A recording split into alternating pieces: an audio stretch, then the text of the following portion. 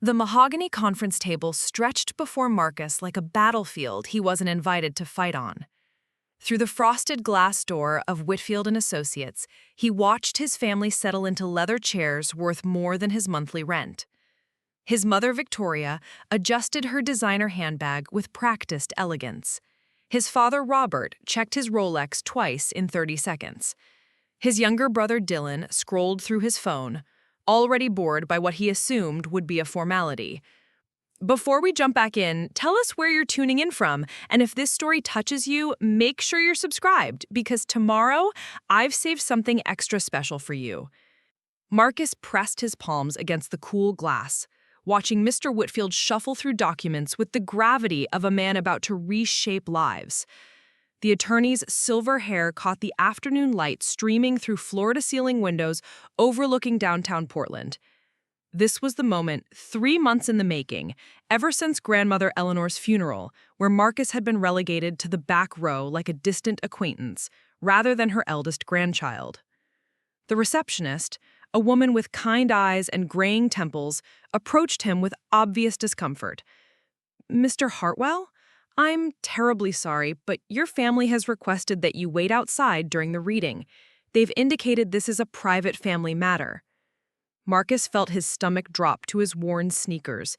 The irony wasn't lost on him that he was being excluded from his own family.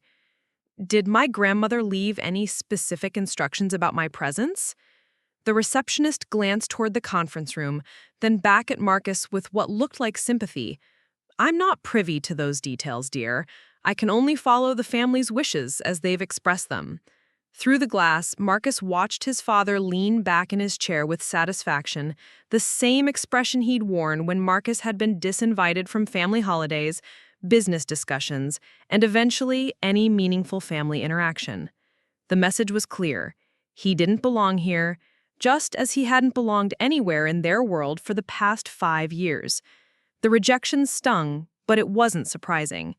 Marcus had become the family's black sheep the day he chose social work over business school, community service over corporate networking, and principles over profit.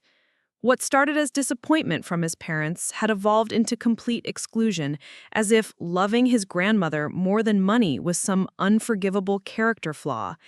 He settled into the reception area's uncomfortable chairs, surrounded by legal magazines he couldn't focus on reading.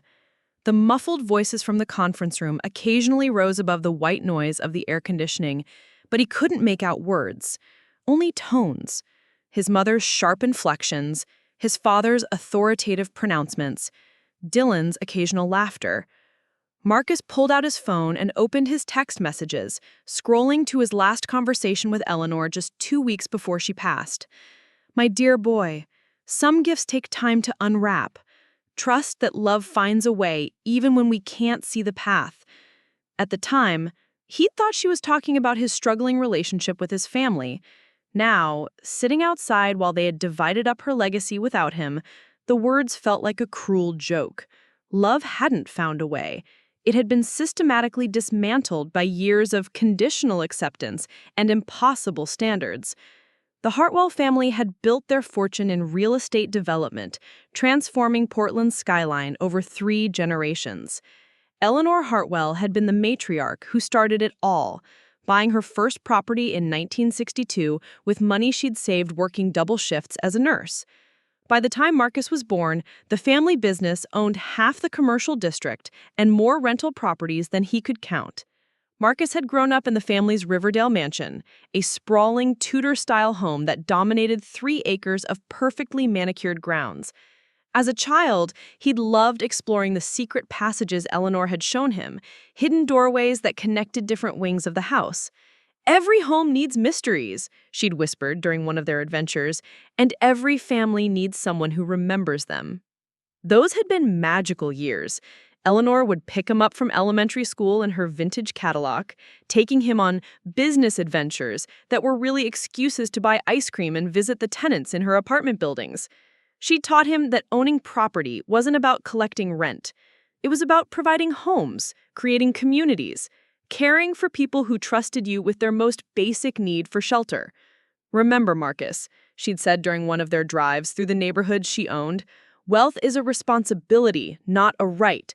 The more you have, the more you owe to those who have less. His parents had different lessons in mind. By middle school, Marcus was expected to attend business networking events instead of Little League games. Summer camps were replaced with internships at the family company. High school weekends meant shadowing his father through property acquisitions, learning to evaluate investments based solely on profit margins and tax advantages. The turning point came during his senior year of high school. The family was considering purchasing a low-income apartment complex in southeast Portland, planning to renovate and convert it to luxury condos. Marcus had accompanied his father to tour the property, meeting families who'd lived there for decades, children playing in courtyards that would soon be demolished for parking spaces. "This is prime real estate," Robert had explained as they walked through the complex.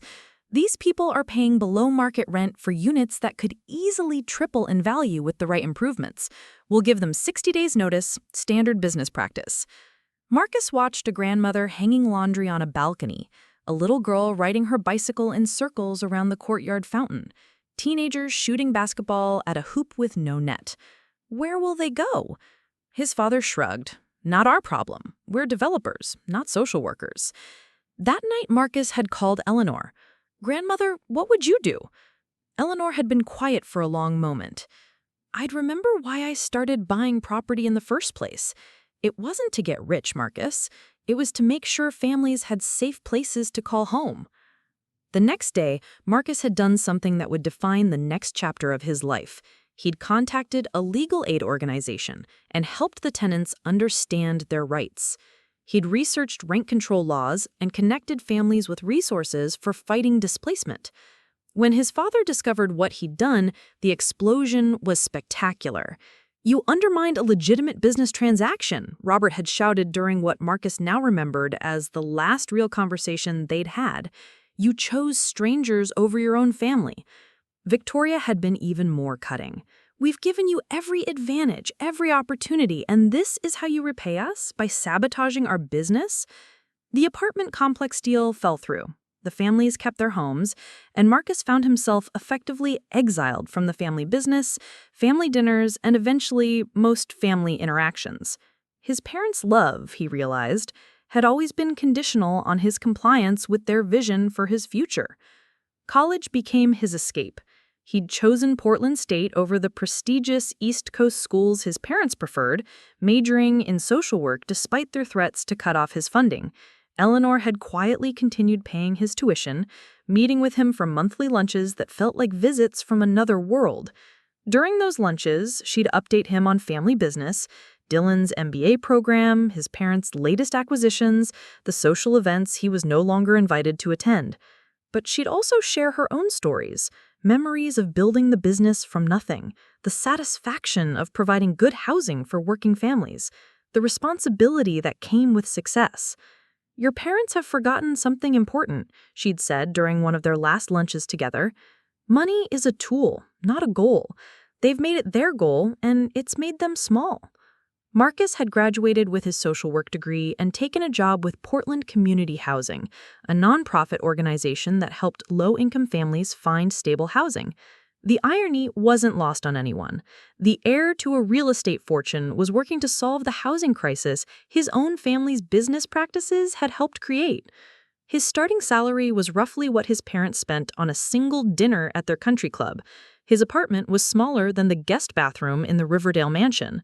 His work involved daily exposure to problems his family preferred to ignore: homelessness, poverty, systemic inequality, the devastating effects of gentrification on established communities.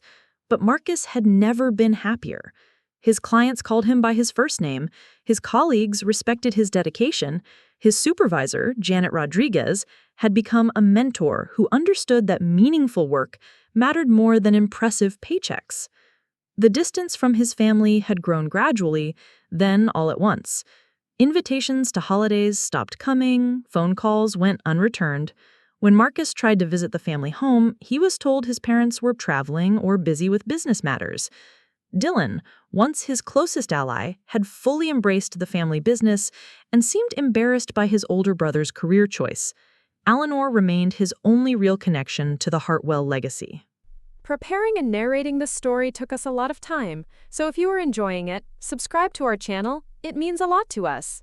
Now back to the story. She'd visit him at work sometimes, charming his colleagues with stories about Marcus as a child, making generous donations to Portland community housing that she insisted remain anonymous.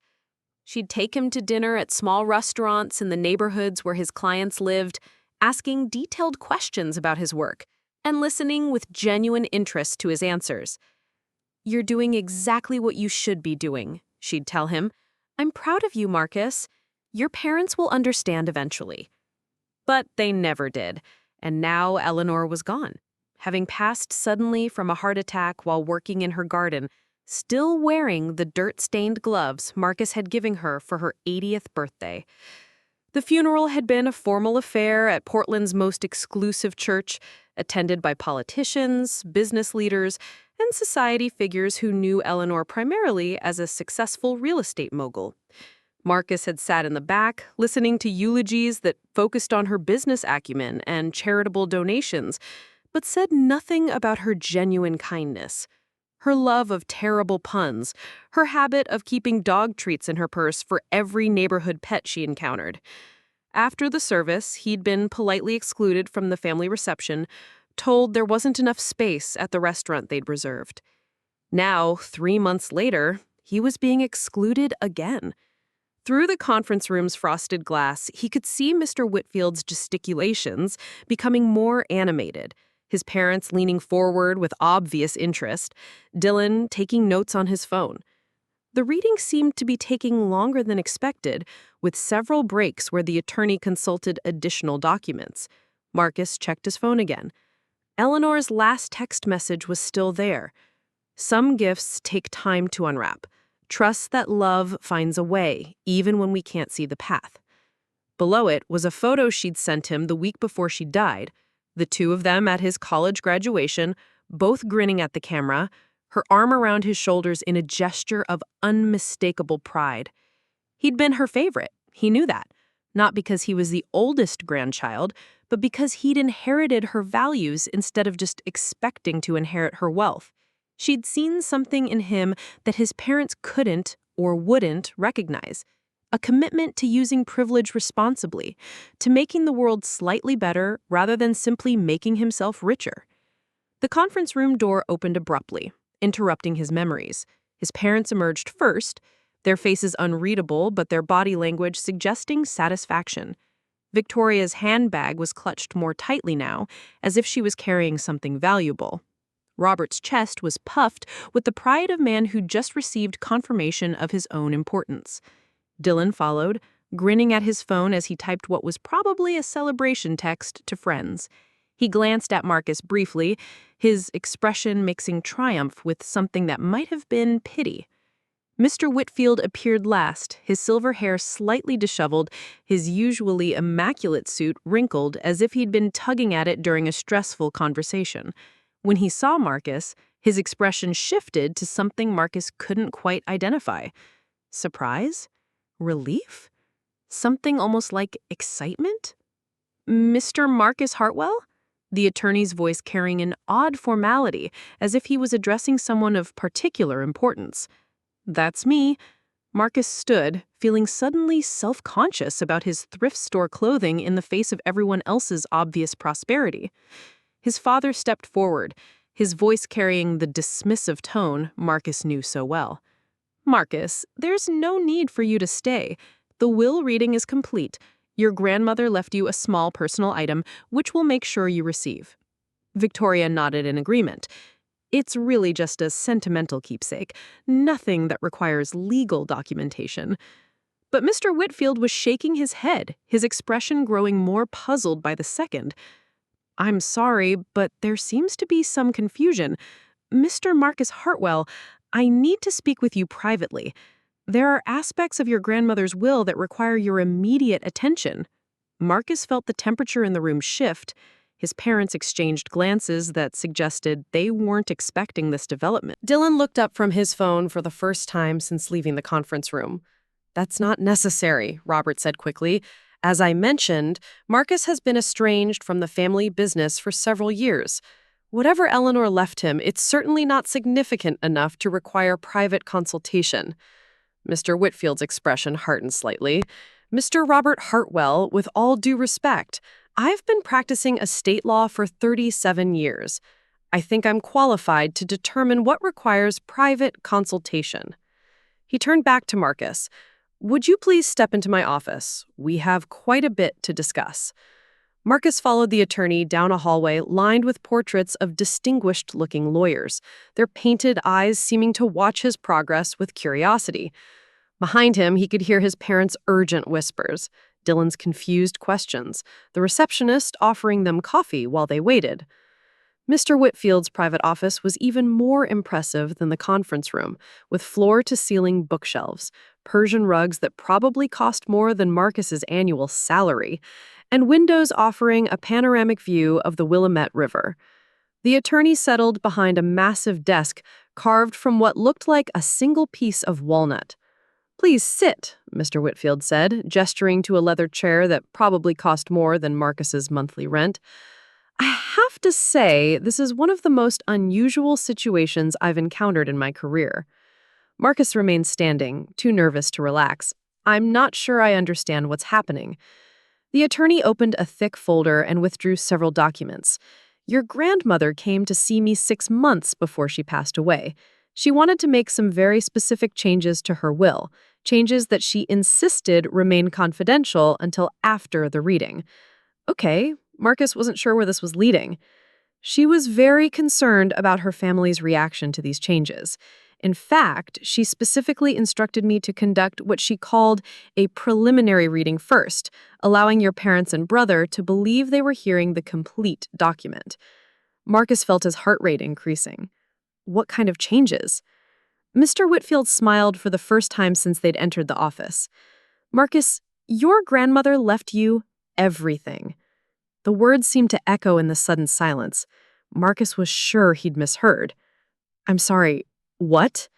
"The house in Riverdale, all 23 rental properties, the commercial buildings downtown, the investment portfolio, the business assets, everything. Your parents and brother received small token amounts, essentially Christmas gift money, but the bulk of Eleanor Hartwell's estate goes to you." Marcus sank into the leather chair, his legs suddenly unable to support him. "That can't be right. My parents run the business. Dylan's been groomed to take over. I'm nobody to them."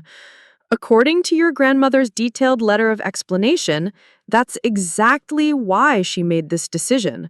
Mr. Whitfield withdrew another document. "She wrote extensively about her reasoning. Would you like me to read portions of it?" Marcus nodded Omi, not trusting his voice. Mr. Whitfield adjusted his reading glasses and began. "To my beloved grandson Marcus, who has shown me what it means to use privilege responsibly. You are receiving this inheritance, not because you are the oldest, not because you are the most successful by conventional standards, but because you are the only member of this family who understands that wealth is a responsibility, not just an opportunity." The attorney paused, looking up at Marcus with obvious respect. She goes on, "You have spent 5 years working with families who need safe, affordable housing, while your parents and brother have spent 5 years finding ways to maximize profits from housing scarcity. You have chosen service over selfishness, community over comfort, principles over profit. This estate is not a reward, it is a trust. I am entrusting you with the power to continue the work I started, providing good homes for working families, supporting community development, using our family's success to lift up others, rather than simply accumulating more wealth." Marcus felt tears streaming down his face, though he hadn't realized he was crying. She really wrote that? Every word. And there's more. Mr. Whitfield continued reading. "I have watched your parents and Dylan transform our family business into something I no longer recognize. They see tenants as obstacles to profit rather than neighbors to serve. They see property as commodities to flip rather than homes to maintain. They have forgotten that our success was built on the foundation of treating people with dignity and respect. The attorney set the letter aside and leaned forward. Marcus, your grandmother has made you one of the wealthiest individuals in Portland. The estate is valued at approximately $47 million. Marcus stared at him, trying to process numbers that seemed impossible. 47 million? The business alone generates approximately $6 million annually in rental income. The commercial properties downtown are valued at $18 million. The Riverdale house and grounds are worth approximately $3 million. The investment portfolio contains another $16 million in stocks, bonds, and other assets. Marcus's mind raced through the implications. What about my parents? What about Dylan? Your mother receives $50,000. Your father receives $75,000. Dylan receives $100,000. Mr. Whitfield consulted his notes. Your grandmother's letter explains that these amounts are intended as a final gesture of familial obligation, not an endorsement of their values or choices. The room felt like it was spinning. Marcus gripped the arms of the leather chair, trying to anchor himself to something solid. They don't know yet? They believe they've inherited the estate in equal portions, minus some small token amounts for you. I followed your grandmother's explicit instructions to let them leave with that assumption. Mr. Whitfield's smile was almost mischievous. She wanted them to experience what she called the satisfaction of finally excluding you completely before learning the truth. Marcus thought about his parents in the reception area, probably planning how to divide up properties, discussing which buildings to sell first, calculating their new net worth. When will they find out? That's up to you. The will is legal and binding. There's nothing they can do to contest it successfully. But your grandmother gave you complete control over how and when you want to reveal the truth. Marcus stood and walked to the windows overlooking the river. Below, Portland stretched out like a map of possibilities. Somewhere in those neighborhoods were families struggling with rent increases, elderly people being displaced by gentrification, young professionals squeezed out of the housing market by speculation and profit maximization. There's something else, Mr. Whitfield said softly. Your grandmother left specific instructions about the family business. She wants you to transform it back into what it was originally intended to be, a force for community development rather than community displacement. Marcus turned back to the attorney. What does that mean, practically? She suggests converting the more expensive rental properties to affordable housing cooperatives, selling some buildings to tenant groups at below-market rates, establishing a fund for first-time homebuyer assistance. Mr. Whitfield consulted another document. She also recommends partnering with organizations like Portland Community Housing to develop comprehensive community support services. The irony was almost overwhelming. Marcus had spent 5 years working for an organization that his family's business practices had often undermined. Now he was inheriting the power to completely reverse those dynamics. Why didn't she tell me? Marcus asked. We had lunch just 2 weeks before she died. She could have prepared me for this. Mr. Whitfield smiled again. She said you needed to experience the full extent of your family's rejection before you could appreciate the full extent of her faith in you. She wanted you to understand that this inheritance isn't about money. It's about validation. She's telling you that your values, not your parents' values, represent the true Hartwell legacy. Marcus sank back into the chair, overwhelmed by the magnitude of what was happening. What do I do now? That depends entirely on what you want to do. Legally, you own everything as of this moment. You could walk out there and tell your family immediately. You could wait days, weeks, months. You could hire them to continue managing the business, or you could fire them entirely. Mr. Whitfield leaned back in his chair. Your grandmother has given you complete freedom to handle this however you think is best. Marcus thought about his parents in the reception area, celebrating what they believed was their final victory over the family disappointment. He thought about Dylan, probably already making plans for his newfound wealth. He thought about his colleagues at Portland Community Housing, the families he worked with every day, the housing crisis that his family's business practices had helped perpetuate. I need some time to think, he said finally. Of course. But Marcus, there's one more thing your grandmother wanted me to tell you." Mr. Whitfield withdrew the final document from the folder. "She said that when you were a child, you used to explore the secret passages in the Riverdale house with her. She said every home needs mysteries, and every family needs someone who remembers them." Marcus smiled through his tears, remembering those childhood adventures. "She said this inheritance is like one of those secret passages. It's been there all along, waiting for the right person to find it and use it properly." Mr. Whitfield stood and extended his hand. "Congratulations, Marcus. Your grandmother believed you would know exactly what to do with this opportunity." As Marcus shook the attorney's hand, he felt something shift inside him. Not just the shock of unexpected wealth, but the profound recognition of Eleanor's faith in his character. She hadn't just left him money. She'd left him the power to transform his family's legacy from one of profit maximization to one of community service. He walked back toward the reception area, knowing that in a few minutes he would face his parents and brother with knowledge that would reshape their entire understanding of family, power, and worth. They had spent 5 years excluding him from their vision of success. Now he had the power to redefine what success meant for the Hartwell family. The reception area came into view, his family still clustered around the coffee table, their conversation animated by what they believed was their good fortune. Marcus paused just outside their line of sight, watching them plan their futures with money they didn't actually possess. For the first time in 5 years, Marcus held all the power in the relationship. The question was how he would choose to use it. Marcus spent 3 sleepless nights in his cramped studio apartment, staring at the stack of legal documents that had transformed him from family outcast to secret heir. The papers seemed to mock him from his second-hand coffee table, their official seals and formal language declaring a reality he still couldn't fully comprehend. $47 million. The number felt abstract, like a figure from someone else's life. His phone buzzed constantly with messages from his supervisor, Janet, wondering why he'd suddenly taken personal leave.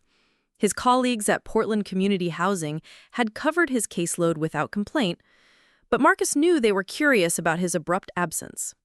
How could he explain that he needed time to process becoming one of the wealthiest people in the city while keeping his transformation secret from the family who had spent years dismissing him as a failure? The irony consumed his thoughts. For 5 years, his parents had excluded him from family discussions about business strategy, real estate acquisitions, and financial planning. They'd made it clear that his social work career disqualified him from having opinions about money or property management. Now, he possessed the power to make decisions that would affect not just the family business, but the housing landscape of entire Portland neighborhoods. Marcus walked through the city differently now, seeing properties with new eyes.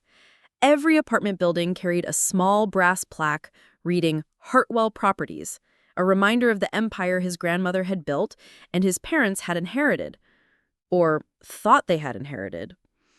On Tuesday morning, he found himself standing outside a 4-story brick building in southeast Portland, watching a young mother navigate a stroller down cracked front steps while juggling grocery bags and a toddler.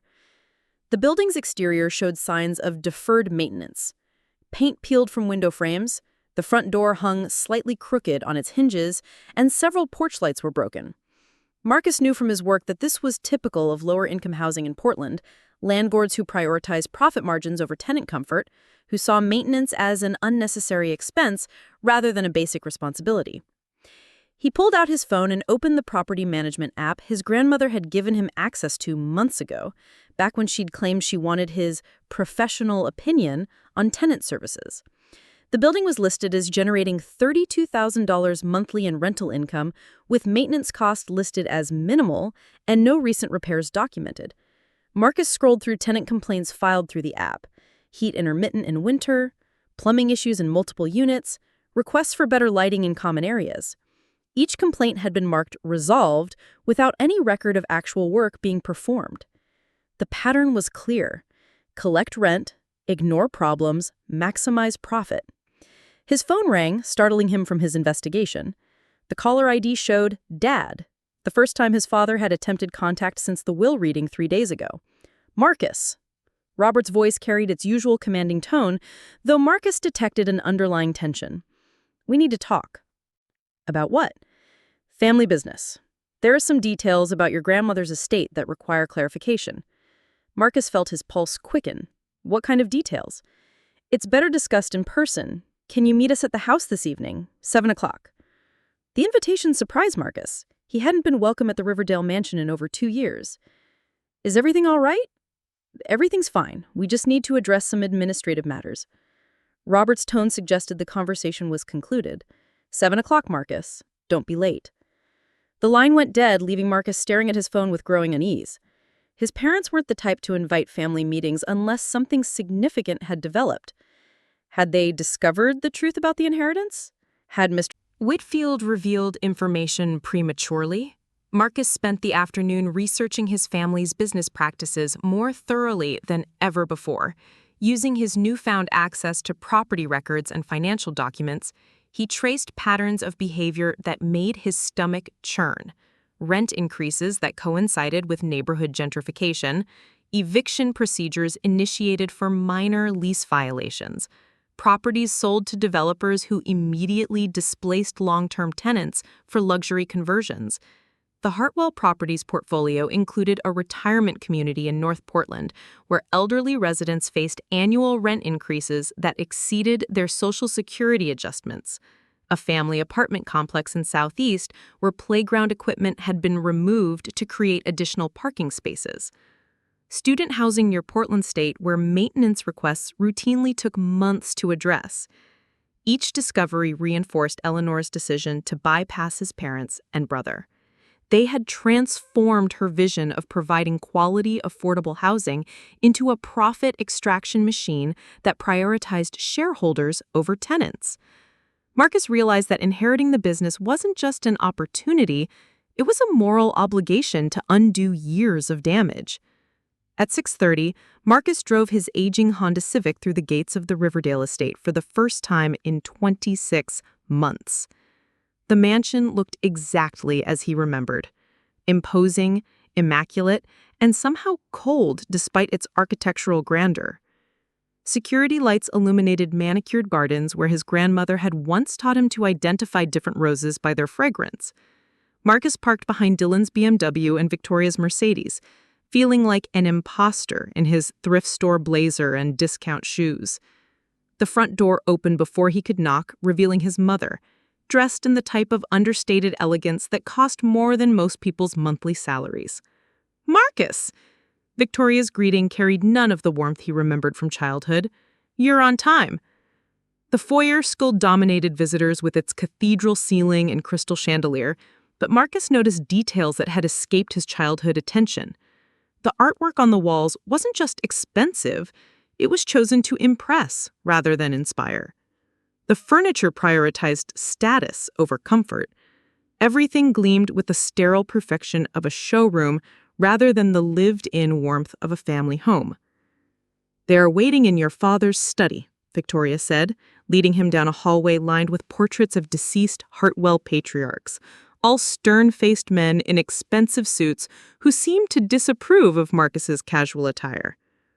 Robert's study reflected his personality perfectly.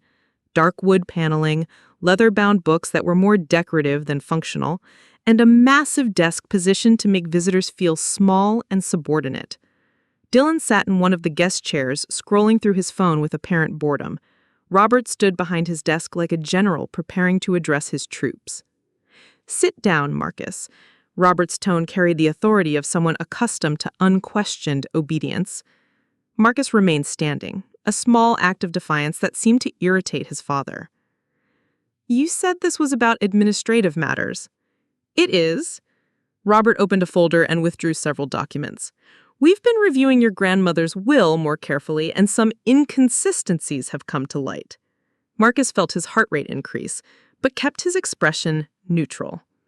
"What kind of inconsistencies?" Victoria moved to stand beside her husband, creating a united front. "Mr. Whitfield mentioned that you received some personal items from Eleanor, but he wasn't specific about their nature or value." Dylan looked up from his phone for the first time since Marcus had entered the room. "We're just trying to make sure everything's properly documented for tax purposes." Marcus recognized the coordinated approach. His parents had always been skilled at presenting unified positions, making dissent seem unreasonable or selfish. I thought the will reading was complete. Not exactly. Robert's expression hardened. There are some items that we believe may have significant value, possibly requiring separate estate planning considerations. Marcus realized they were fishing for information, trying to determine if he knew more than he was revealing. What kinds of items? That's what we're trying to establish. Victoria's voice carried a note of impatience. Eleanor was known to give valuable gifts, jewelry, artwork, financial instruments. We need to ensure everything is properly accounted for. The conversation felt like an interrogation disguised as a family meeting. Marcus understood that his parents suspected something but weren't sure what. They were hoping he would reveal information that would help them understand why Mr. Whitfield had seemed surprised by their assumptions about the inheritance. "I haven't received anything yet," Marcus said carefully. "Mr. Whitfield said there were some personal items, but we haven't scheduled a time for me to collect them." Robert leaned forward, his hands flat on the desk surface. "Marcus, I'm going to be direct with you. This family has business interests that extend far beyond sentimental keepsakes. If your grandmother left you anything that could affect our financial planning or tax obligations, we need to know about it now." The threat was subtle but unmistakable. Marcus was being given an opportunity to volunteer information before they discovered it through other means. He found himself thinking about Eleanor's letter, her explicit statement that she no longer recognized what her family business had become. "I understand your concern," Marcus replied, "but I think you should direct those questions to Mr. Whitfield. He's handling all the estate details." Dylan set down his phone and studied Marcus with new attention. "You've been acting strange since the funeral. Taking time off work, not returning calls. Are you sure there's nothing you want to tell us?" Marcus met his brother's gaze steadily. "I'm dealing with grief, Dylan. Some of us actually loved her." The words hung in the air like an accusation. Victoria's face flushed with anger, while Robert's expression darkened considerably. "How dare you," Victoria said, her voice shaking with indignation. "Eleanor was my mother-in-law for 32 years. I organized her medical care, managed her social calendar, coordinated her charitable obligations." "You managed her," Marcus replied quietly. "That's not the same as loving her." Robert stood abruptly, his chair rolling backward with enough force to hit the wall. "That's enough, Marcus. Your grandmother may have indulged your romantic notions about social justice, but this family operates in the real world. Business decisions require practical thinking, not emotional sentiment." Marcus felt something shift inside him, the same transformation he'd experienced in Mr. Whitfield's office, but sharper now, more focused. These people had spent years making him feel small, inadequate, naive. They'd excluded him from family decisions while benefiting from the wealth Eleanor had accumulated. They'd transformed her legacy of community service into a profit maximization machine. "You're right, Dad. Business decisions do require practical thinking." Marcus moved closer to the desk, forcing his father to look up at him. "That's why I've been reviewing some of the family business practices." The room fell silent, except for the ticking of an antique clock on the mantelpiece. Marcus could see uncertainty flickering across his parents' faces, the first crack in their usual confidence. "What do you mean?" Robert's voice carried a note of caution. Marcus pulled out his phone and opened the property management app. "I mean that I've been looking at tenant complaint records, maintenance schedules, and rent increase patterns. I've been researching the properties grandmother owned and how they've been managed since her death." Victoria and Robert exchanged glances, their united front beginning to waver. "Those records are confidential business information," Robert said sharply. "You have no authority to access them." "Actually, I do," Marcus smiled slightly. "Grandmother gave me access months ago. She said she wanted my professional opinion on tenant services." The admission sent visible shock waves through the room. Dylan sat forward in his chair, suddenly interested in the conversation. Victoria gripped the back of Robert's desk chair as if she needed physical support. "She what?" Robert's voice was barely above a whisper. "She created user accounts for me on all the business management systems, financial records, property portfolios, tenant databases, maintenance schedules." Marcus continued scrolling through his phone as he spoke. She said someone with social work experience might have valuable insights into tenant relations. Marcus pulled up the Southeast Portland property he'd visited that morning. For example, this building on Division Street, $32,000 monthly rental income, minimal maintenance costs, multiple unresolved tenant complaints. He turned his phone screen toward his parents. Heat problems in winter, plumbing issues, broken security lighting. Every complaint marked resolved without any record of actual work being performed. Robert reached for the phone, but Marcus pulled it back. There's more. The retirement community on Mississippi Avenue, annual rent increases averaging 12%, while maintenance budgets decreased by 30% over 3 years. Victoria found her voice first. Those are legitimate business practices, Marcus. Property management requires balancing tenant needs with financial sustainability. Financial sustainability? Marcus laughed, but there was no humor in the sound. Dad just bought a second vacation home in Maui. Dylan drives a car that costs more than most people make in a year. This isn't about sustainability, it's about maximizing profit by minimizing tenant welfare. Dylan stood up, his face flushed with anger. You don't understand anything about running a business, Marcus. You work for a nonprofit that survives on grants and donations. We generate real revenue that supports real jobs. You generate revenue by squeezing working families who can't afford to live anywhere else, Marcus shot back. You create housing insecurity while claiming to provide housing solutions. Robert moved around the desk, positioning himself directly in front of Marcus. You're sanctimonious little hypocrite. You've benefited from this family success your entire life. The food you ate, the clothes you wore, the college education we paid for, all funded by the business practices you're suddenly too pure to support.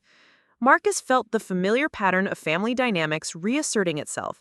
His parents' anger, their united front against his perceived ingratitude, the implication that he was naive and ungrateful. For years, these moments had ended with Marcus backing down, apologizing, accepting his role as the family disappointment. But this time felt different. This time, Marcus held information that would reshape the entire conversation. You're absolutely right, Dad. I have benefited from this family success. Marcus met his father's glare without flinching. That's exactly why I understand the responsibility that comes with it. Responsibility? Victoria's voice dripped with disdain. Your responsibility is to support your family, not undermine our business with your social worker delusions. Marcus pulled out the legal documents Mr. Whitfield had given him, still folded in his jacket pocket. The papers felt heavier than their actual weight, loaded with implications that would transform his family's understanding of power and worth. I've been thinking a lot about responsibility lately, Marcus said, unfolding the document slowly, about what it means to use wealth ethically, to honor the legacy of someone who built something meaningful. Dylan moved closer, trying to read the papers over Marcus's shoulder. What are those?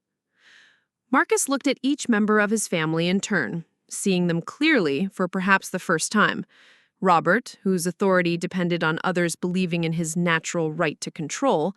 Victoria, whose sense of worth was built on social status and material accumulation. Dylan, who had never questioned whether inheriting privilege also meant inheriting responsibility. These are documents from Mr. Whitfield, Marcus said quietly, about grandmother's will. The room fell completely silent. Robert's face went pale, while Victoria gripped the desk chair so tightly her knuckles turned white. Dylan stopped trying to read over Marcus's shoulder and took a step back. What about the will? Robert's voice was carefully controlled, but Marcus could hear the underlying fear. Marcus thought about Eleanor's letter, her explicit statement that she no longer recognized what her family business had become. He thought about the tenants in the Southeast Portland building struggling with maintenance issues while his family maximized profit margins. He thought about his parents sitting in Mr. Whitfield's conference room 3 days ago, celebrating what they believed was their final victory over the family disappointment. Mr. Whitfield explained that there were some aspects of the will that weren't covered in the initial reading, Marcus said carefully. Victoria found her voice. What aspects? Marcus looked down at the documents in his hands, Eleanor's careful handwriting in the margins where she'd made notes and revisions. Her love for him was evident in every paragraph, her faith in his character spelled out in legal language that would stand up in any court. It turns out grandmother made some very specific decisions about the distribution of her estate. Marcus said, his voice growing stronger with each word. Decisions based on her assessment of which family members would honor her values and continue her legacy of community service. Robert moved closer, his hands clenched into fists. Marcus, if you're implying what I think you're implying, I'm not implying anything, Dad. I'm stating facts. Marcus held up the documents. Grandmother left me the house, the business, the rental properties, the commercial buildings, and the investment portfolio. The words seemed to echo in the sudden silence. Dylan dropped back into his chair as if his legs had stopped working. Victoria made a sound that might have been a gasp or might have been a sob. Robert stared at Marcus with an expression of complete disbelief. That's impossible, Robert whispered. She left you $50,000, Dad. Mom gets $75,000. Dylan gets $100,000. Marcus consulted the documents. The letter explains that these amounts are intended as a final gesture of familial obligation, not an endorsement of your values or choices. Victoria was shaking her head repeatedly, as a physical motion could somehow change the reality Marcus was describing. No, that's not possible. We've been running the business for years. Dylan is the natural heir.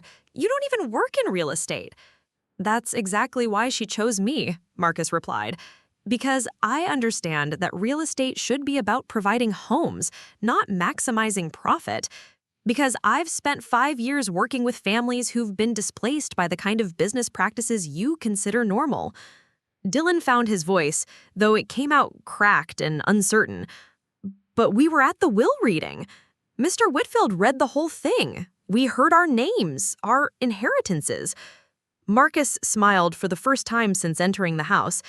That was what grandmother called the preliminary reading. She instructed Mr. Whitfield to let you believe you were hearing the complete document. He consulted Eleanor's letter again. She wanted you to experience what she called the satisfaction of finally excluding me completely before learning the truth. Robert lunged forward, grabbing for the documents. Let me see those papers. Marcus stepped back, keeping the papers out of reach. These are my copies, Dad. Mr. Whitfield has the originals, along with detailed documentation of grandmother's reasoning. Her reasoning? Victoria's voice was shrill with disbelief. What possible reasoning could justify this betrayal? Marcus opened Eleanor's letter and began reading. To my beloved grandson Marcus, who has shown me what it means to use privilege responsibly, you are receiving this inheritance not because you are the oldest, not because you are the most successful by conventional standards, but because you are the only member of this family who understands that wealth is a responsibility, not just an opportunity. He looked up at his parents' stricken faces. Should I continue? This is insane, Dylan said, his voice rising to nearly a shout. She couldn't have been thinking clearly. We need to contest this will. There has to be some legal recourse. Marcus folded the documents and returned them to his pocket. Mr. Whitfield assures me the will is legally binding and impossible to contest, successfully. Grandmother had extensive legal consultations before making these decisions. Robert began pacing behind his desk, his usual composed demeanor completely shattered.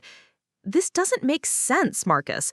You have no business experience, no understanding of commercial real estate, no connections in the development community. I have something better than business experience, Dad.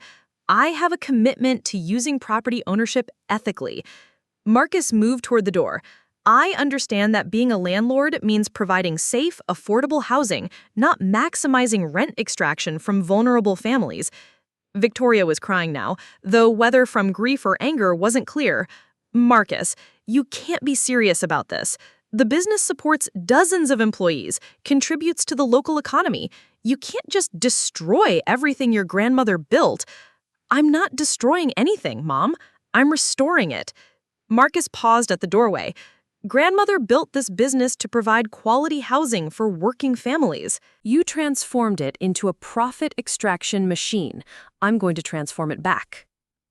Dylan jumped up from his chair. What does that mean exactly? Marcus considered how much to reveal about his plans. These people had spent 5 years excluding him from family decisions, dismissing his values, treating his career as an embarrassment. They had expected to inherit Eleanor's wealth while abandoning her principles. It means I'm going to partner with organizations like Portland Community Housing to convert expensive rental properties into affordable housing cooperatives, Marcus said. I'm going to sell some buildings to tenant groups at below market rates. I'm going to establish a fund for first-time homebuyer assistance. Robert stopped pacing and stared at him with horror. You're going to destroy 40 years of business development. I'm going to honor 40 years of community service, Marcus corrected. The difference is that grandmother's original vision prioritized people over profit. Your vision prioritized profit over people. Victoria approached him with desperation in her eyes. Marcus, please, this is our family's legacy. Your father has worked his entire career building this business. Dylan has planned his whole future around inheriting it. Marcus felt a moment of genuine sadness for his family, seeing them stripped of the assumptions that had shaped their identities. But he also felt the clarity that came from finally understanding his own role in the family dynamic. This was never your legacy, Mom. It was always grandmother's legacy. She built it, she shaped it, and she chose who would continue it. Marcus opened the study door. She chose based on values, not bloodline, on character, not convenience. As he walked toward the front door, Marcus heard his family's voices rising behind him, his father demanding to see the original documents, his mother insisting there must be some mistake, Dylan shouting about legal challenges and family loyalty. Their voices faded as he reached the foyer, replaced by the sound of his own footsteps on marble floors that now belonged to him. Outside, the security lights illuminated the same manicured gardens where Eleanor had taught him about responsibility and community service. Marcus sat in his Honda Civic for several minutes, watching lights flicker on and off in the mansion's windows as his family presumably continued their crisis meeting. His phone buzzed with a text message from Mr. Whitfield. I assume by now you've shared the news with your family. How did they take it? Marcus typed back, about as well as expected. What happens next? The response came quickly. That's entirely up to you. The transfer of assets can begin immediately, or you can take time to develop transition plans. Your grandmother left very detailed suggestions about business restructuring, but the implementation timeline is your decision. Marcus started his car and drove slowly through the Riverdale gates, knowing he would return soon as the owner, rather than the excluded family member. Behind him, the mansion blazed with lights as his parents and brother presumably called lawyers, accountants, and anyone else who might help them understand their sudden transformation from heirs to dependents. For the first time in 5 years, Marcus held all the power in his family relationships. The question was how he would choose to use it, and whether the family that had excluded him for following his principles would now accept him for inheriting the consequences of theirs. Marcus stood in the lobby of Portland Community Housing on Monday morning, clutching a coffee that had gone cold an hour ago. Through the floor-to-ceiling windows, he watched the city wake up around him, delivery trucks navigating narrow streets, early commuters hurrying toward bus stops, homeless individuals beginning their daily search for safe spaces and basic necessities. The familiar rhythms of urban poverty and resilience played out before him, but everything felt different now that he possessed the power to meaningfully intervene. Janet Rodriguez found him there at 7:30, 2 hours before his scheduled shift was supposed to begin. His supervisor carried her own coffee and wore the expression of someone who'd been expecting this conversation for several days. "You've been avoiding my calls," Janet said, settling into one of the lobby's mismatched chairs that served as an informal meeting space for staff and clients.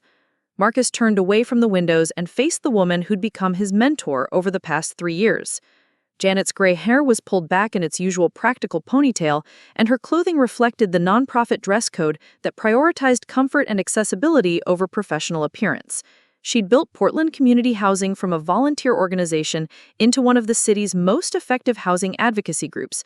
earning respect through relentless dedication rather than political connections or financial resources. I needed some time to process some personal developments, Marcus said, sitting across from her. Janet studied his face with the perceptive attention she usually reserved for clients in crisis. Personal developments that required you to suddenly take a week of emergency leave without explanation? Marcus realized he'd been dreading this conversation almost as much as facing his family. Janet had hired him despite his privileged background, trusting that his commitment to housing justice was genuine rather than performative. She'd mentored him through challenging cases, defended his unconventional approaches to client services, and gradually given him increasing responsibility within the organization. The idea of revealing his sudden transformation from struggling social worker to multi-millionaire property owner felt like a betrayal of everything they'd built together. "It's complicated," Marcus said finally. "Most meaningful things are." Janet sipped her coffee and waited with the patient silence she'd perfected during years of counseling families through housing crises. Marcus pulled out his phone and opened the property management application that had consumed his attention for the past week. "Janet, how long have you been fighting against displacement caused by profit-driven real estate speculation?" The question seemed to surprise her. "About 15 years, since I started this organization. Why?" What would you do if you suddenly had the power to transform speculative property ownership into community-controlled housing? Janet set down her coffee and leaned forward. "Marcus, what's going on?" Marcus showed her the application interface, scrolling through property listings that represented millions of dollars in real estate assets. "My grandmother died 3 months ago. She owned 23 rental properties, several commercial buildings downtown, and a real estate business that generates about $6 million annually in rental income." Janet's expression shifted from concern to confusion. "I remember you mentioning her death. You took a day off for the funeral." "What I didn't mention was that she left everything to me." Marcus continued scrolling through property records, each listing representing dozens of families whose housing security was now his responsibility. "My parents and brother thought they were inheriting the business. They spent 5 years excluding me from family decisions because I chose social work over real estate development." The lobby fell quiet except for the hum of fluorescent lighting and distant traffic sounds. Janet stared at Marcus as if seeing him for the first time, processing the implications of his revelation. "Everything?" Janet's voice was barely above a whisper. "The house? The business, the investment portfolio, all the rental properties?" Marcus locked his phone and met her gaze. "As of last week, I'm technically one of the largest private landlords in Portland." Janet stood abruptly and walked to the windows, looking out at the same urban landscape Marcus had been contemplating. "How much are we talking about?" "Approximately $47 million. The number seemed to echo in the sudden silence. Janet remained motionless for several minutes, her hands pressed against the window glass as if she needed physical support. "Marcus," she said without turning around, "do you understand what this means?" "It means I have the power to implement every housing justice strategy we've ever discussed, but never had the resources to attempt." Marcus joined her at the windows. "It also means I need help figuring out how to do it responsibly." Janet turned to face him, her expression a mixture of excitement and concern. "Your family must be devastated." "They're furious. They assumed I'd receive some token inheritance, maybe a piece of jewelry or a small cash gift." Marcus smiled grimly. Finding out I inherited everything while they received what amounts to Christmas money was apparently quite a shock. "I can imagine." Janet returned to her chair, pulling out a notebook and pen. "Tell me about your grandmother's intentions." Did she leave specific instructions about how she wanted the properties managed? Marcus retrieved the legal documents from his jacket pocket, Eleanor's careful handwriting still visible in the margins. She wrote extensively about transforming the business back into what it was originally intended to be, a force for community development rather than community displacement. He read selected passages from Eleanor's letter, describing her vision for affordable housing cooperatives, tenant ownership programs, and comprehensive community support services. Janet took notes rapidly, occasionally interrupting with clarifying questions about specific properties or financial structures. "This is extraordinary," Janet said when Marcus finished reading. "Your grandmother essentially created a blueprint for addressing Portland's housing crisis at scale.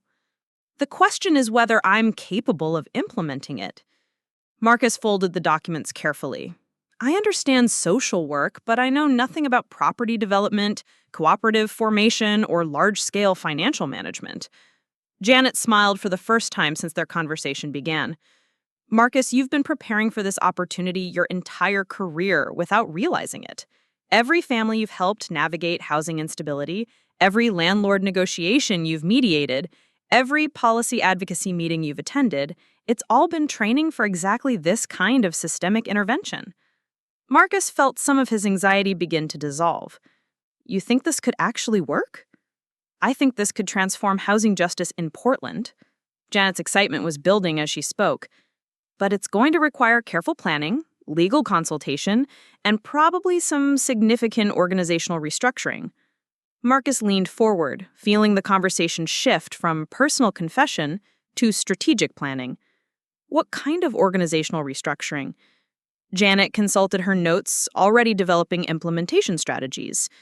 "Well, you can't manage $47 million in assets as a part-time volunteer at a nonprofit organization. You're going to need dedicated staff, professional property management systems, legal counsel specializing in cooperative development. I want Portland Community Housing to be my partner in this transformation, not just as a consultant, but as a full collaborator in developing new models for community-controlled housing." Janet's pen stopped moving across her notebook. "What does that mean practically?" "It means I want to endow Portland Community Housing with enough resources to expand from advocacy work to direct property development." Marcus pulled up financial records on his phone. "It means creating a foundation that can purchase properties from developers before they're converted to luxury housing, then selling them to tenant cooperatives at affordable rates."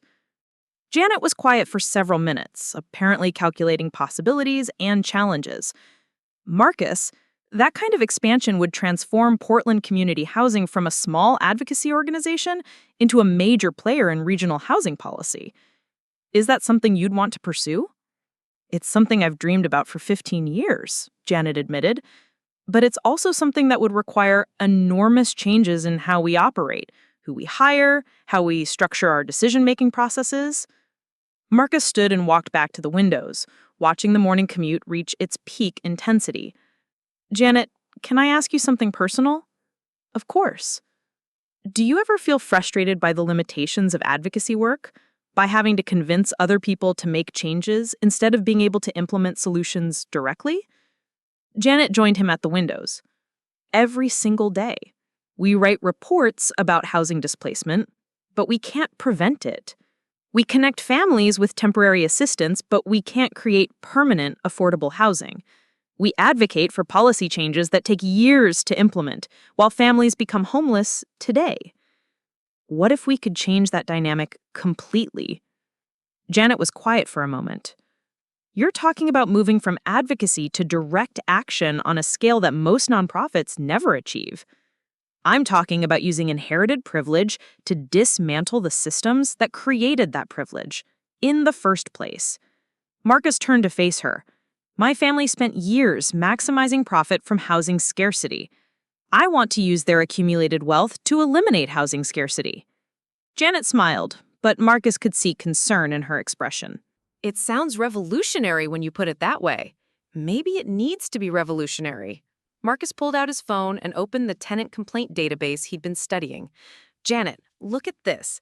Building after building where maintenance requests are ignored, where rent increases force out longtime residents, where property management prioritizes profit over basic habitability."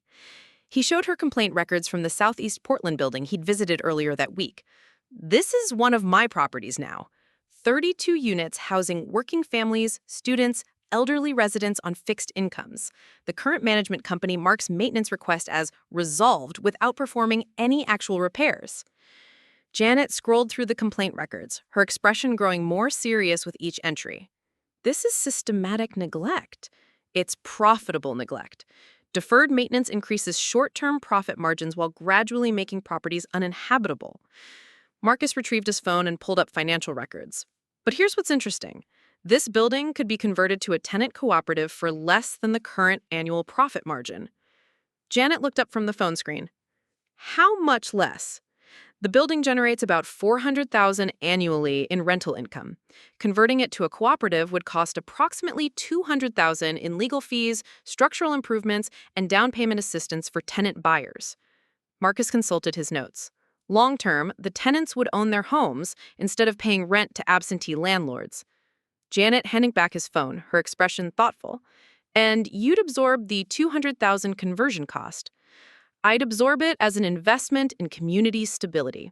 Instead of extracting $400,000 annually from working families, I'd help those families build equity in property ownership. Marcus paused. It's what my grandmother intended when she started buying properties in the 1960s. Janet returned to her chair and reopened her notebook. Marcus, I need to understand something. Are you planning to quit your job here and become a full-time property developer?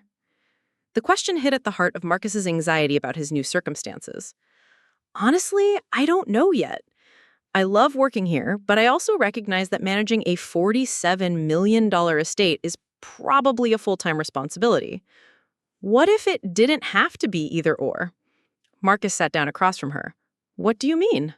What if Portland Community Housing evolved into an organization capable of managing cooperative development projects while maintaining our advocacy and direct service work? Janet was writing rapidly as she spoke. What if your inheritance became the foundation for a new model of community-controlled housing development? Marcus felt excitement building in his chest. You're talking about scaling up everything we do here. I'm talking about transforming everything we do here. Janet looked up from her notebook. Instead of helping individual families navigate housing crises, we could prevent housing crises by removing properties from the speculative market. Instead of advocating for affordable housing policies, we could demonstrate how affordable housing actually works. Marcus pulled out the legal documents containing Illinois' detailed suggestions for business restructuring. My grandmother wrote about something she called comprehensive community support services, not just housing, but wraparound programs that help families build long-term stability. Janet read through Eleanor's notes, occasionally nodding or making sounds of approval. Your grandmother understood something that most housing developers miss. Stable housing is the foundation for addressing every other social challenge families face. How so? When families aren't worried about rent increases or eviction notices, they can focus on education, career development, healthcare, community engagement. Janet consulted her own notes. But when housing is unstable, everything else becomes secondary to survival. Marcus thought about his clients at Portland Community Housing, families who'd spent months or years navigating bureaucratic systems designed to provide temporary assistance rather than permanent solutions. So cooperative ownership could address broader issues than just housing affordability. Cooperative ownership builds community wealth instead of extracting it. It creates democratic decision-making processes instead of authoritarian landlord-tenant relationships. It prioritizes long-term stability instead of short-term profit maximization. Janet closed her notebook. It's a completely different paradigm for thinking about housing. Marcus's phone buzzed with a text message from Mr. Whitfield. The property transfers can begin as soon as you're ready. Do you want to schedule a meeting to discuss implementation strategies? Marcus showed the message to Janet. I think it's time to start turning theory into practice. Janet smiled. I think you're right. But Marcus, before we get too deep into planning, I need to ask you something important. What's that? Are you prepared for the kind of resistance this is going to generate? Janet's expression grew serious. Large-scale conversion of rental properties to cooperative ownership is going to threaten a lot of powerful interests in the city. Marcus thought about his family's reaction to learning about his inheritance, their immediate assumption that he would destroy everything they'd built. What kind of resistance? Other property developers who profit from housing scarcity, city officials who depend on campaign contributions from real estate interests, businesses that benefit from low wages caused by high housing costs. Janet counted on her fingers as she spoke. You're talking about implementing economic policies that challenge some very fundamental assumptions about property ownership and wealth accumulation. Marcus felt a chill of recognition. You think I'm naive to believe this could work. I think you're idealistic enough to believe it should work, which is exactly what this kind of systemic change requires. Janet leaned forward. But I also think you need to understand that transforming housing policy at this scale is going to make you enemies among people who currently consider themselves your social peers. Marcus pulled out his phone and opened his contact list, scrolling through names of college friends who'd gone into finance, law, and business development. Most of them worked in industries that depended on housing speculation, wage suppression, and wealth concentration. I've been thinking about that, Marcus said. My old social connections are based on shared privilege, not shared values. Maybe it's time to build new social connections based on shared commitment to economic justice. Janet nodded approvingly. That's exactly the kind of perspective shift this work is going to require. Marcus's phone rang, interrupting their conversation. The caller ID showed Dylan, his first contact from his brother since the explosive family meeting 3 days earlier. I should probably take this, Marcus said, stepping away from Janet's chair. Marcus?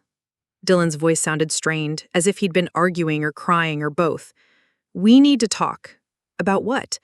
About this insane inheritance situation, about what you're planning to do with the business, about our family. Dylan paused. Mom's been crying for 3 days straight. Dad's talking about hiring lawyers to challenge the will. Marcus felt tired suddenly, weighed down by his family's inability to accept Eleanor's decision. Dylan, the will is legally binding. Mr. Whitfield confirmed there's no basis for a successful challenge. I'm not talking about legal challenges, Marcus. I'm talking about family relationships. Dylan's voice cracked slightly. Are you really going to destroy everything Dad's built? Everything we've worked for? Marcus walked closer to the windows, seeking privacy for a conversation he'd been dreading. I'm not destroying anything, Dylan. I'm transforming it back into what Grandmother originally intended. By converting rental properties to cooperatives? By giving away millions of dollars to tenant groups? Dylan's voice was rising. Marcus, do you have any idea how many jobs you're going to eliminate? How many business relationships you're going to destroy? Marcus thought about the tenant complaints he'd been reviewing. Families living in buildings where basic maintenance was ignored to maximize profit margins. I'm going to eliminate jobs that depend on exploiting vulnerable families. I'm going to destroy business relationships built on treating housing as a commodity instead of a human right. You sound like a communist manifesto, Dylan said with obvious frustration. I sound like someone who's actually worked with families displaced by gentrification, Dylan. Someone who's seen what happens when property development prioritizes profit over people. Marcus kept his voice calm despite his growing anger. You've spent 5 years learning how to maximize rent extraction. I've spent 5 years learning how to help families survive rent extraction. Dylan was quiet for several minutes. Marcus, what if there was a middle ground? What if we could reform the business practices without completely dismantling the profit structure? Marcus considered his brother's questions seriously. Dylan was 25 years old, raised within a system that treated wealth accumulation as the primary measure of success. Unlike their parents, he hadn't actively chosen to exclude Marcus from family decisions. He'd simply accepted the exclusion as normal family dynamics. What would that middle ground look like? Marcus asked. Better maintenance procedures, reasonable rent increase limits, improved tenant services. Dylan's voice carried genuine hope. We could still generate profit while treating tenants more fairly. Marcus appreciated his brother's attempt at compromise, but the offer revealed a fundamental misunderstanding of the systemic problems with landlord-tenant relationships. Dylan, the issue isn't just how tenants are treated within the current system. The issue is that the current system treats housing as a source of profit instead of a basic human need. But cooperative ownership isn't realistic for most families, Marcus. Most people don't have the financial resources or organizational skills to manage property ownership collectively. Marcus realized his brother was repeating arguments he'd heard from their parents, assumptions about working-class competence that justified paternalistic landlord relationships. Dylan, the families I work with manage complex bureaucratic systems every day just to survive. They navigate multiple jobs, childcare responsibilities, healthcare systems, educational institutions. They're not lacking organizational skills, they're lacking economic power.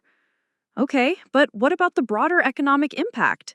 Property development creates construction jobs, generates tax revenue, supports local businesses. Marcus thought about Janet's comments regarding resistance from powerful interests who benefited from housing speculation. Property speculation creates some jobs while eliminating others, Dylan. When longtime residents are displaced by gentrification, local businesses lose their customer base. When working families spend 60% of their income on rent, they can't support local economies. Dylan sighed audibly through the phone. Marcus, I'm trying to find a way for our family to work together on this. But you're talking about completely rejecting everything we've been taught about business and success. Marcus felt a moment of genuine sadness for his brother, who was struggling to reconcile family loyalty with economic justice. Dylan, what if everything we were taught about business and success was designed to benefit people who already have wealth at the expense of people who don't? That's a pretty cynical way to look at capitalism. It's a realistic way to look at inherited privilege. Marcus watched a homeless individual arrange belongings on a bus stop bench, preparing for another day of seeking temporary shelter and basic necessities. We didn't earn this wealth, Dylan. We inherited it from someone who built it by providing affordable housing to working families. Using that wealth to extract maximum profit from working families would be a betrayal of how it was originally accumulated. Dylan was quiet again, apparently processing Marcus's argument. What happens to our family if you go through with this transformation? Marcus realized this was the question underlying all of Dylan's concerns. That depends on whether our family can learn to value community service over profit maximization. And if we can't? Marcus thought about his parents' reaction to learning about his inheritance, their immediate focus on protecting their own financial interests, rather than understanding Eleanor's values-based decision. Then I guess we'll discover that our family relationships were always conditional on shared greed, rather than shared love. The harsh assessment seemed to shock Dylan into silence. Marcus could hear traffic sounds in the background, suggesting his brother was calling from outside, possibly walking around the family neighborhood where he'd grown up surrounded by material comfort and social privilege. Marcus, I don't want our family to fall apart over this. Neither do I, Dylan, but I'm not going to abandon economic justice to preserve family unity. Marcus paused. If Mom and Dad can accept that wealth creates responsibility rather than just opportunity, then we can rebuild our family relationships on a foundation of shared values instead of shared greed. And if they can't? Marcus looked across the Portland Community Housing Lobby at Janet, who was reviewing her notes and apparently developing implementation strategies for cooperative property development. Then I'll build new family relationships with people who share my commitment to using privilege responsibly. Dylan's voice was barely audible. This is really happening, isn't it? You're really going to transform everything. I'm really going to honor grandmother's vision for community-controlled housing development. Marcus felt certainty settling into his bones. I'm going to use inherited wealth to dismantle the systems that created inherited wealth. After ending the call with Dylan, Marcus returned to Janet's chair, feeling emotionally drained but strategically focused. Janet looked up from her notebook with obvious curiosity about the family conversation. "How are they handling the transition?" Janet asked. "About as well as you'd expect people to handle losing $47 million they thought they'd inherited." Marcus sank into his chair. "My brother's trying to find middle ground, but he doesn't understand that there is no middle ground between treating housing as a commodity and treating housing as a human right." Janet nodded. "That's going to be one of the biggest challenges with this transformation, helping people understand that systemic change requires abandoning comfortable assumptions about how society should work." Marcus pulled out the legal documents containing Eleanor's detailed suggestions for business restructuring. "Janet, I want to start with the Southeast Portland building we discussed earlier. 32 units, multiple maintenance issues, families who've been living there for years. That's a good choice for a pilot project, Janet agreed. Small enough to manage carefully, large enough to demonstrate the cooperative model's viability. Marcus opened his phone and called Mr. Whitfield's office, putting the call on speaker so Janet could participate in the planning conversation. Marcus, the attorney's voice came through clearly. I was hoping to hear from you. How are the family dynamics developing? As expected, Marcus replied, but I'm ready to begin implementing grandmother's vision for the business transformation. Excellent. What's your first priority? Marcus looked at Janet, who nodded encouragingly. I want to convert the apartment building on Division Street to a tenant cooperative. 32 units, current market value approximately $1.2 million.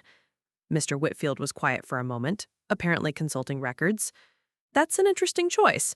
According to my notes, that property has been generating complaints about deferred maintenance, which makes it perfect for demonstrating how cooperative ownership can improve habitability while maintaining affordability, Janet interjected.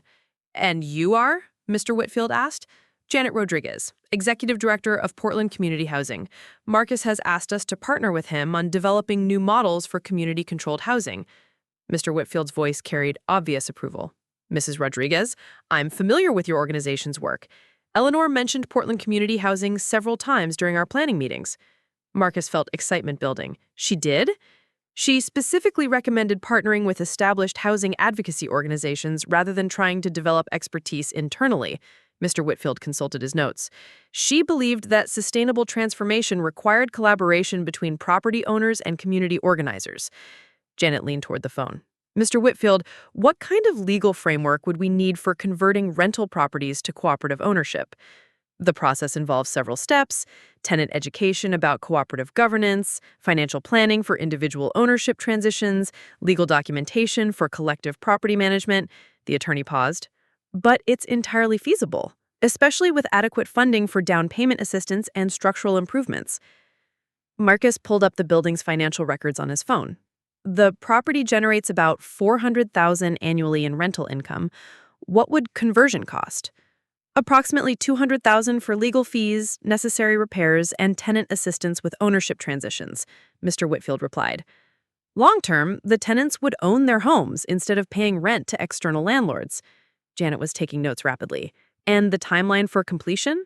6 to 9 months, depending on tenant interest and city permitting requirements. Marcus felt the theoretical becoming practical. Mr. Whitfield, I want to begin this conversion process immediately. I'll start preparing the necessary documentation. But Marcus, there's something else we should discuss: the broader implications of implementing your grandmother's transformation plan at scale. Marcus and Janet exchanged glances. What kind of implications? Converting multiple rental properties to cooperative ownership is going to generate significant attention from other property developers, city officials, and business organizations. You're implementing economic policies that challenge some fundamental assumptions about property ownership in this city. Janet nodded. We discussed that earlier. Marcus needs to be prepared for organized resistance from people who profit from housing speculation. Exactly. But he also needs to be prepared for organized support from people who've been advocating for exactly these kinds of housing justice policies. Mr. Whitfield's voice carried excitement. Marcus, what you're implementing could become a model for addressing housing crises in cities throughout the country. Marcus felt the weight of possibility and responsibility settling on his shoulders. So, this is bigger than just honoring my grandmother's wishes. This is about demonstrating that inherited wealth can be used to dismantle the systems that created inherited wealth, Janet said. It's about proving that cooperative ownership can work at scale. Mr. Whitfield's agreement came through clearly. Your grandmother understood that this transformation would require someone willing to challenge powerful interests and persistent enough to implement systemic change despite significant resistance. Marcus thought about his family's reaction to learning about his inheritance, their immediate assumption that he would destroy everything they'd built. He thought about Dylan's desperate search for middle ground that didn't require abandoning profit maximization. He thought about his parents' fury at discovering that Eleanor had chosen values over bloodline. Mr. Whitfield, let's begin the conversion process for the Division Street building, Marcus said. And let's start planning the broader transformation of the entire property portfolio. I'll have initial documentation ready by tomorrow morning, the attorney replied. Mrs. Rodriguez, would Portland Community Housing be willing to provide tenant education and organizing support for the conversion process? Janet smiled. We'd be honored to support this work. After ending the call, Marcus and Janet sat in comfortable silence for several minutes, both apparently processing the magnitude of what they'd committed to pursuing. Through the windows, Portland's morning rush hour continued its familiar patterns, but Marcus felt as if he was seeing the city from an entirely new perspective. Janet, can I ask you something? Of course. Do you think my grandmother knew this would happen? That I'd end up partnering with Portland Community Housing to implement her vision? Janet consulted her notebook, reviewing the plans they'd developed during their conversation. Marcus, I think your grandmother spent 5 years watching you choose community service over personal profit, and she made a very calculated decision about who could be trusted with the power to transform housing policy at scale. Marcus pulled out Eleanor's letter and read the final paragraph aloud. This inheritance is not a reward. It is a trust. I am entrusting you with the power to continue the work I started, providing good homes for working families, supporting community development, using our family's success to lift up others rather than simply accumulating more wealth. Janet was quiet for a moment. Your grandmother created the opportunity for systemic change. Whether that opportunity becomes transformative depends on your willingness to challenge powerful interests and persistent enough to implement sustainable solutions despite resistance. Marcus stood and walked to the windows one final time, looking out at the city that was about to become his laboratory for demonstrating alternatives to profit-driven housing development. I'm ready to begin. Janet joined him at the windows. Then let's transform some housing. Up next, you've got 2 more standout stories right on your screen. If this one hit the mark, you won't want to pass these up. Just click and check them out.